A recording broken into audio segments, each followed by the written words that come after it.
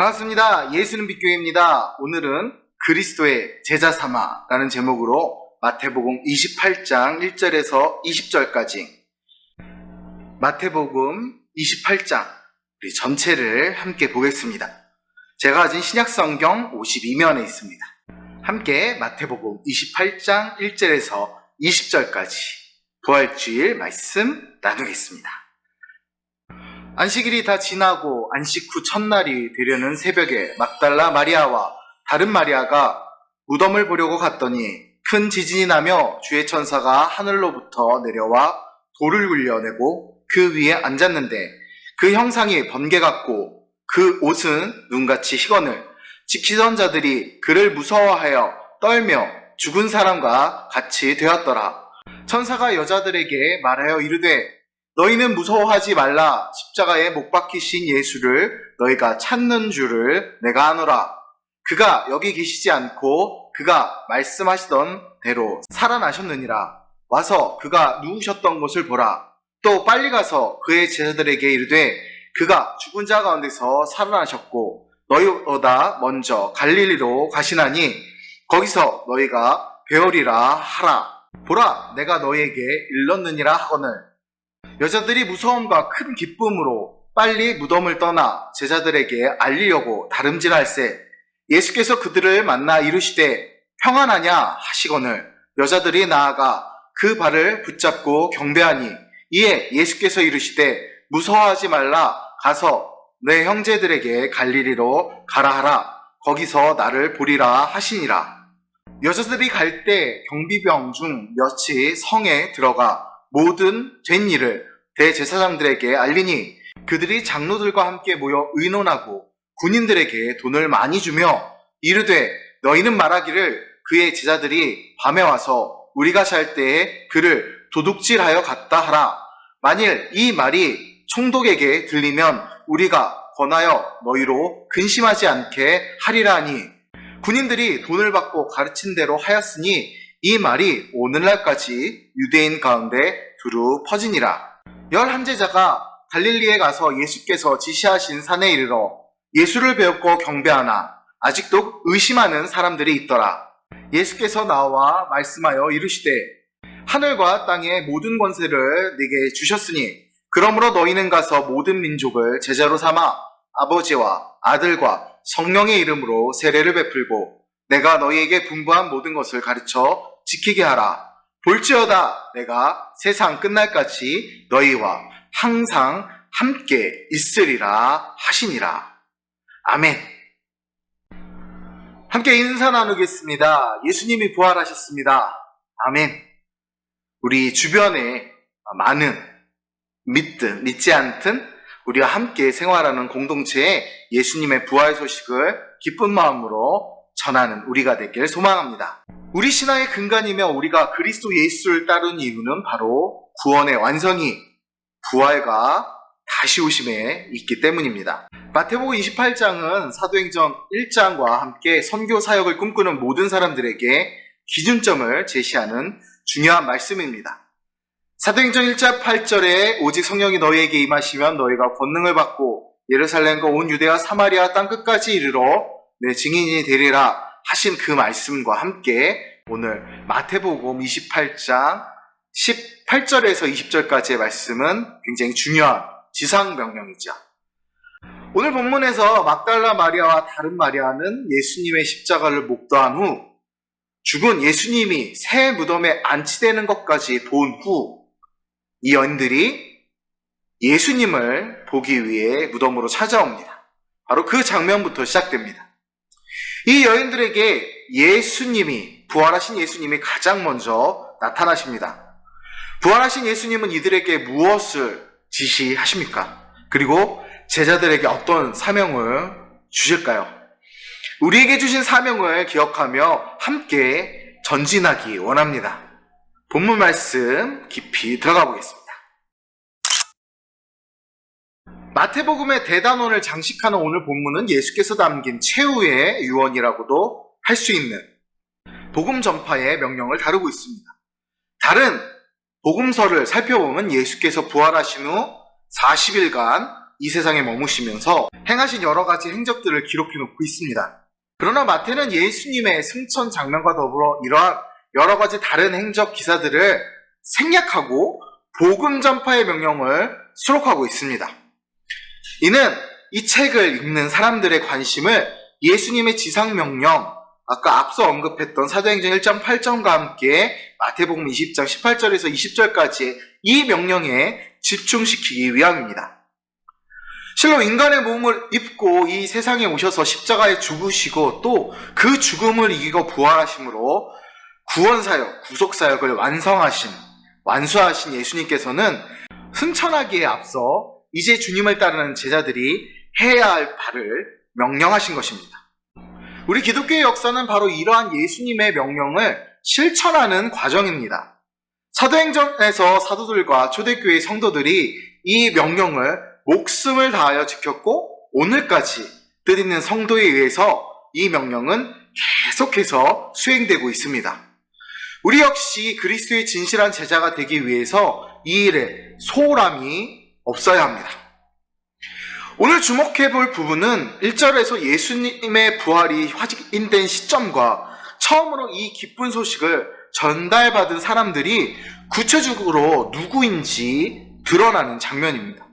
그런데 원어 성경의 본문에서는 한국 개역이나 개정 성경에 번역되어 있지 않은 접속사 대라는 접속사가 나타납니다.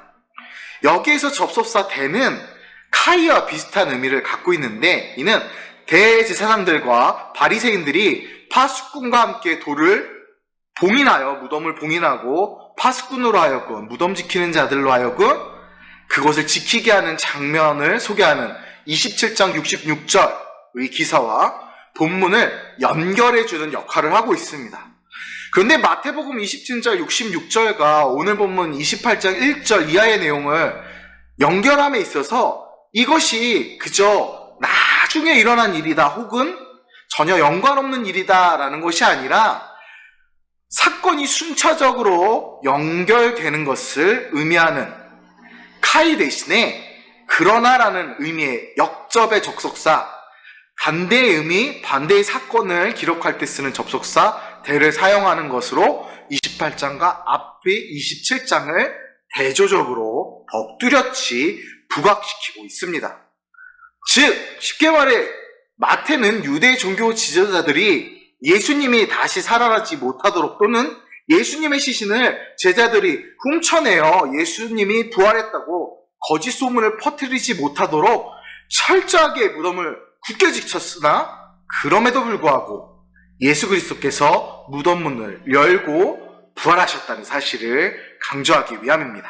자, 이제 안식 후 첫날 새벽에 막달라 마리아와 다른 마리아는 예수님이 안치된 무덤으로 갑니다.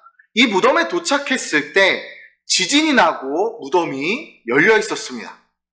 천사가 돌을 굴려 돌 위에 앉아 있었습니다. 천사가 돌을 굴린 이유는 무덤 안에 예수님이 없었고 무덤이 비어 있음을 보여주기 위함입니다. 이 천사가 여인들에게 제자들에게 가서 예수님이 살아나셨고 먼저 갈릴리로 가시니 너희도 가서 배워라, 만나라 라고 말할 것을 지시합니다. 여인들이 제자들에게 알리려고 달려가는 길에 또 부활하신 예수님을 만나지요. 예수님은 별로 특별할 거 없는 일상적인 인사로 평안하냐라고 물으십니다. 그 인사는 마치 어제 본 사람이 하는 것처럼 평범하게 하는 인사입니다. 이는 하나님이 부활을 너무나 쉽게 이루실 수 있는 분이심을 암시합니다. 인사하는 예수님께 여인들은 발을 붙잡고 경배합니다. 마태가 여인들이 두 발을 붙잡고 경배했다고 기술한 이유는 당시 예수님의 육체가 부활했음을 부인하는 자들을 의식했기 때문입니다. 예수님은 여인들에게, 제자들에게 가서 갈릴리에서 만날 것을 전달하시지요. 로마서 6장 5절을 봅니다. 만일 우리가 그의 죽으심과 같은 모양으로 연합한 자가 되었으면 또한 그의 부활과 같은 모양으로 연합한 자도 되리라. 아멘. 죽은 자를 부활시키는 일은 하나님께는 너무나 평범하고 일상적인 일이십니다. 그러나 예수님의 십자가와 부활을 믿는 자들에게는 그 부활이 당연한 일이 될 수 있다는 것입니다.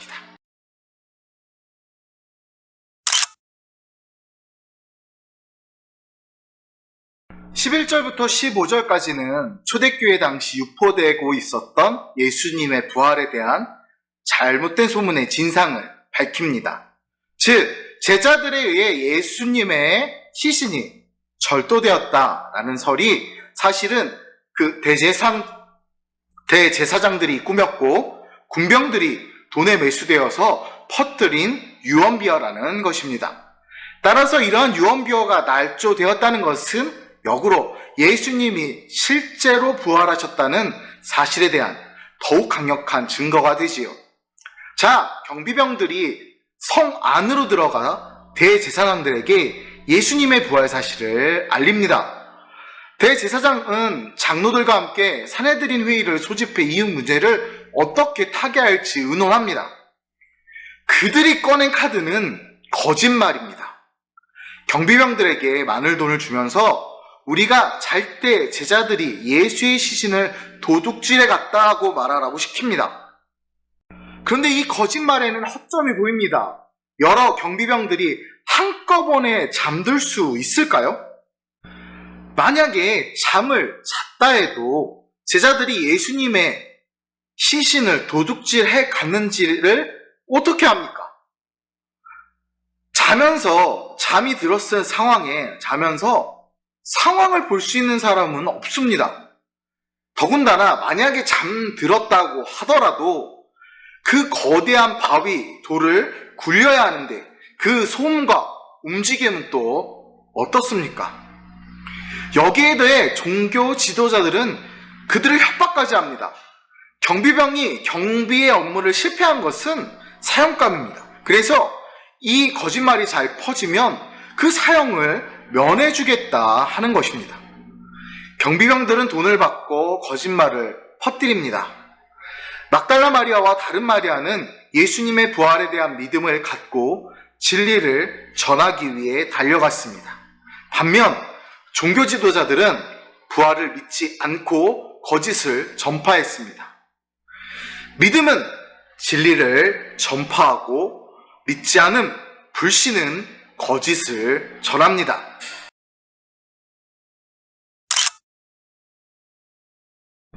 16절을 시작하면서도 앞서 중요하게 다룬 접속사 내가 사용됩니다. 이는 확실히 장면의 전환을 이루고 거짓 증거와 진실된 부활의 증거를 대조시켜 보여줍니다. 27장을 28장과 대조시켰던 그 접속사를 다시 16절에서 사용함으로써 진실된 부활에 대한 증거와 예수님의 명령을 더욱 부각시키는 거죠. 구약에서 하나님은 주로 산 위에 나타나셨습니다. 부활하신 예수님도 갈릴리 산 위에서 제자들을 만나십니다. 11명의 제자가 예수님을 만났지만 그 중에 의심하는 자들도 있었습니다. 그러나 그런 의심을 모두 벗어버릴 수 있도록 우리가 다른 복음서에서도 예수님의 그 승천 기사를 찾아볼 수 있지요.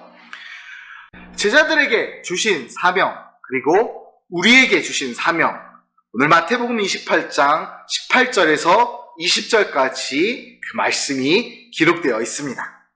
함께 볼까요?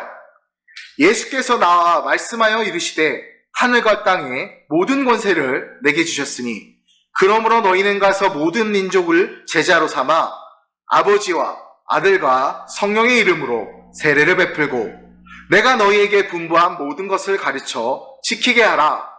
볼지어다 내가 세상 끝날까지 너희와 항상 함께 있으리라 하시니라.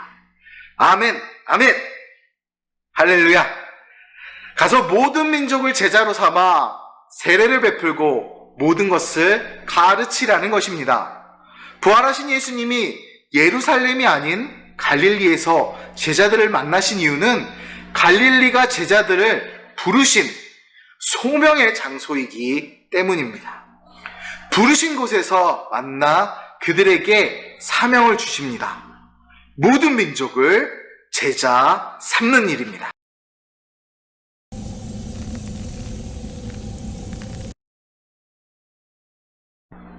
예수님이 부활하셨습니다. 예수님은 죽은 자 가운데서 부활하셨습니다. 예수님은 사탄의 사망과 죄의 권세를 쳐부수고 십자가의 승리를 하셨습니다. 지금도 만왕의 왕으로 교회의 머리가 되시고 인간의 역사를 주장하시며 인생의 생사화복을 결정하시는 주권자로 다스리십니다. 이런 구주 하나님이 언제나 우리와 함께 하시겠다고 약속하셨으니 얼마나 감사한 일입니까? 우리는 이러한 예수님의 약속을 신뢰하며 주님께서 맡겨주신 복음 전파의 사명을 감당함으로써 장차 주님 앞에 서는 그날 진정 자랑거리가 있어야 합니다. 이 부활을 믿고 예수님의 부활의 진리를 전파합시다. 예수님이 우리를 부르신 콜링의 이유는 가서 모든 민족을 제자 삼으라는 사명, 미션이 있기 때문입니다. 모두가 삶에서 선교적 미션을 수행하며 승리하기를 주님의 이름으로 축복하고 기도합니다. 감사합니다.